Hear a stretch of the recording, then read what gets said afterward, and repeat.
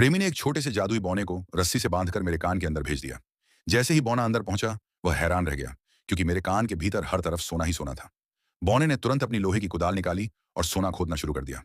लेकिन खुदाई की आवाज इतनी ज्यादा थी कि मुझे बेचैनी होने लगी और मैं कान में उंगली डालकर खुजलाने लगी।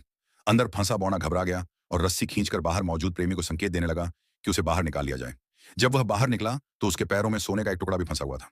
सोना पाकर प्रेमी बहुत खुश हुआ। वह तुरंत उसे लेकर अपने कमरे में गया और एक खास मशीन की मदद से सोने को पिघला दिया। कुछ ही देर में उसने उससे एक सुनहरा दांत बना लिया और उसे अपने मुंह में लगा लिया। लेकिन उसकी लालच यही नहीं रुकी।